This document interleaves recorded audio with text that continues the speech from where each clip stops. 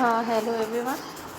हम लोग जो है स्ट्रक्चर ऑफ फ्लावर पढ़ रहे थे और उसमें हम लोगों ने जो है सेपल्स के बारे में और कोरोला के बारे में पढ़ा था। Now we are going to discuss the third whorl of the flower, that is the androecium.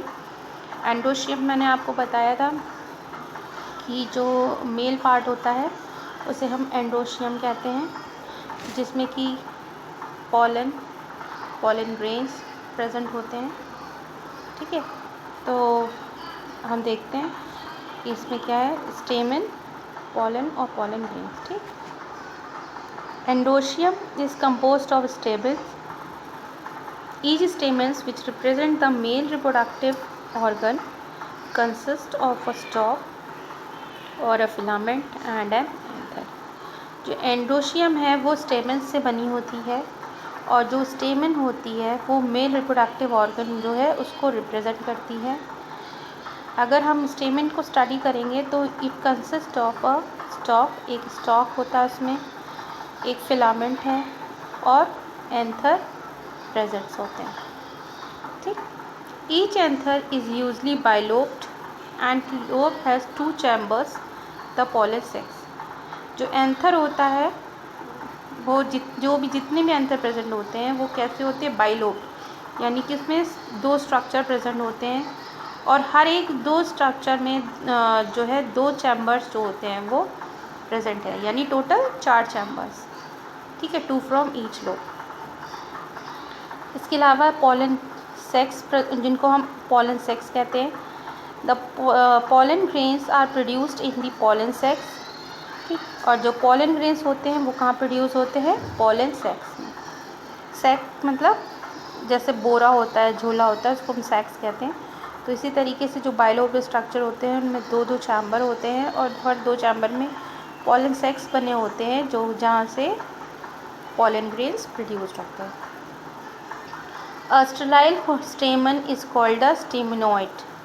एक स्टेराइल यानी कि जो एक फर्टाइल और स्टेराइल स्टेमन होती है उसको हम क्या कहते हैं, staminode. Okay. Stamen of flowers may be united with other members such as petals or among themselves. जो स्टेमन होते हैं फ्लावर्स के वो आपस में मिले रहते हुए हैं अदर मेंबर्स के साथ, जैसे कि पेटल्स है या फिर वो आपस में मिले रहते हैं।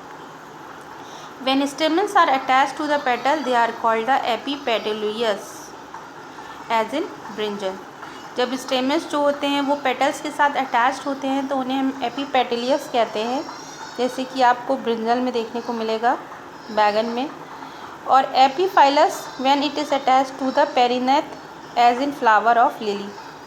और इनको एपीफाइलस कहते हैं जब ये पेरिनेथ के साथ में जो है वो अटैच होते हैं, जैसे कि लिली फ्लावर में। स्ट्रक्चर निम्न हुआ है। Okay. The stamens in a flower में ईदर रिमेन फ्री और may be united in varying degrees. जो स्टेमन्स होते हैं फ्लावर्स में वो फ्री भी हो सकते हैं और एक दूसरे के साथ में अटैच भी हो सकते हैं कुछ डिग्रीज़ में, मीन्स मतलब कुछ दूरी पे या कुछ इस तरीके से ट्विस्टेड फॉर्म में। ठीक। The stamens may be united into 1 branch और 1 bundle, as in China rose are called the monadelphous. जो स्टेमन जो है वो 1 बंच और 1 बंडल के साथ अटैच्ड होते हैं उन्हें हम क्या कहते हैं, मोनोडेलिपोस कहते हैं, जैसे कि चाइना रोज़ यानी कि गुड़हल के फूल में आपको देखने को मिलेंगे।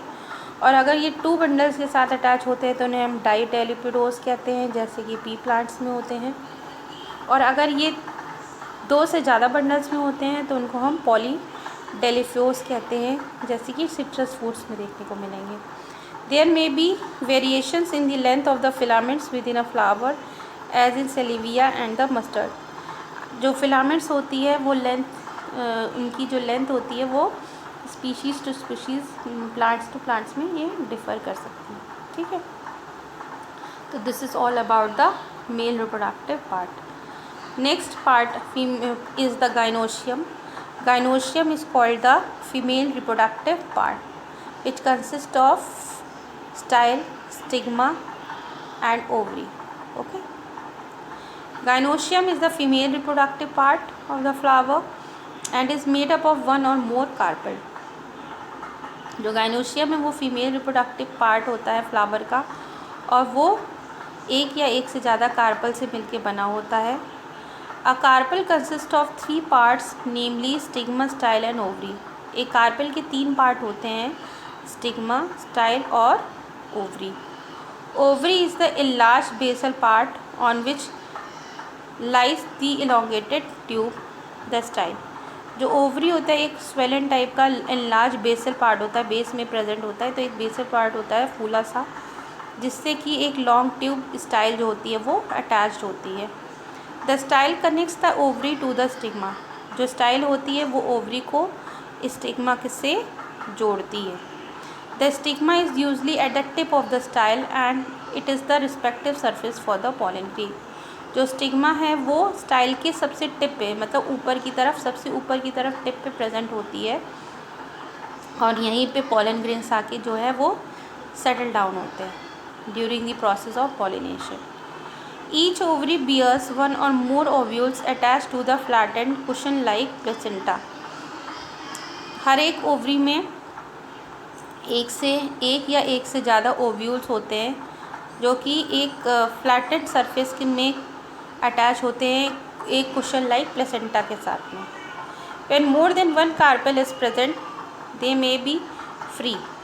जब मोर देन एक से ज़्यादा कार्पल जब प्रेजेंट होते हैं तो वो आपस में फ्री होते हैं, जैसे कि लोटस और रोज़ में, और इनको हम क्या कहते हैं, apocarpous. They are termed syncarpous when the carpels are fuse.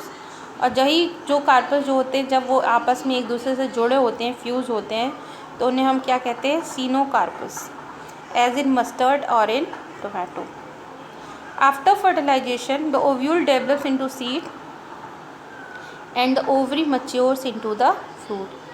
जब फर्टिलाइजेशन की प्रोसेस हो जाती है तो जो ओव्यूल्स होते हैं वो सीड्स में डेवलप हो जाते हैं एंड जो ओवरी होती है वो उसका पल्प पार्ट यानी कि फ्रूट में चेंज हो जाती है. फ्रूट्स के अंदर ही तो सीड्स प्रेजेंट होते हैं, तो जो सीड्स हैं वो क्या हैं, ओव्यूल्स हैं, और जो ऊपर का हिस्सा जो हम लोग खाते हैं वो क्या है, ओवरी. ठीक. I hope you have understood about the 4 वोल्स. ठीक. Now the next process is called the placentation. Placentation मतलब किस तरीके से जो है मॉलिक्यूल्स का ओव्यूल्स का ओवरी के अंदर अरेंजमेंट है, उसको हम क्या कहते हैं, प्लेसेंटेशंस. ठीक है. The arrangement of ovules within the ovary is known as placentation. Ovules का ओवरी के अंदर अरेंजमेंट को हम क्या कहते हैं, प्लेसेंटेशन कहते हैं. The placentation are of different types namely marginal, axial, parietal, basal, central and the free central. जो प्लेसेंटेशन होते हैं वो डिफरेंट टाइप्स के होते हैं, जैसे कि मार्जिनल होते हैं, एक्साइल होते हैं, पेरिटियल होते हैं, बेसल्स होते हैं, सेंट्रल होते हैं और फ्री सेंट्रल होते हैं.